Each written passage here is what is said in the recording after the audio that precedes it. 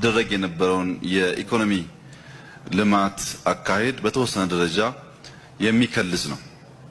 የኛ ፍልስፍና ሀብታሞች ገንዘብና እውቀት ይዘው መጥተው እነሱም ሞር ሀብታም የሚሆኑበት በአካባቢ ያለውን ድሃ ሞር ድሃና ስደተኛ የሚያደርጉበት ሁኔታ መቆም አለበት የሚል መራራቅ በመልካም ተግባር እንዲተካ ይህን ማድረግ ስንችል የምንፈልጋትን ኢትዮጵያ መገንባት ለሁላችንም ቀላል እንደሚሆን በተለይ በእንደናንተ ያለ ሕፃን ላይ የሚዘራ ማንኛውም መልካም ዘር ነገ በቅሎ ለኢትዮጵያም ለአፍሪካም የሚበጅ ስለሆነ ሕፃናትን መደገፍ፣ ሕፃናትን ማቀፍ፣ ፍቅር መስጠት ከሁላችን የሚጠበቅ መሆኑን በዚሁ አጋጣሚ እየገለጽ የዛሬው መገናኘት እንዲዘልቅ የአዲስ አበባ ከተማ ላደረገው እጅግ አስደሳች ስራ እና ዋና ተግባራችሁ የሆነውን ስራ በመጀመራችሁ አዲሱን ቲም ማመስገን እፈልጋለሁ።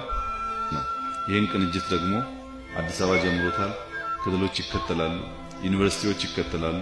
በዚህ አግባብ በርካታ ሺህ የነገ የኢትዮጵያ ተስፋ የሆኑ ህፃናት በትምህርት ገበታቸው በደፍተር ምክንያት፣ በዩኒፎርም ምክንያት ወይም በምሳ ምክንያት ትምህርታቸው እንዳይቋረጥ ድጋፍ እንደሚያደርጉ ሙሉ እምነት አለን።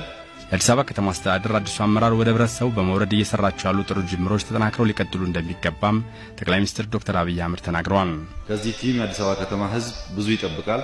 ከሚጠብቃቸው ተግባሮች አንዱ የተረሱ የወደቁ ህፃናትን ከጎዳና የሚነሱበትና የሚታገዙበት፣ መማር ሲችሉ ያልተማሩ ህፃናትን ለማስተማር የሚያስችል ሁኔታ ማመቻቸት ስለሆነ ይህ ቲም ከቢሮ ወጥቶ ወደ ደከሙ ጎጆዎች ወደማይደገፉ ህፃናት እየሄደ የማንሳት ተግባሩን በማፋጠን ለራሱ ለከተማው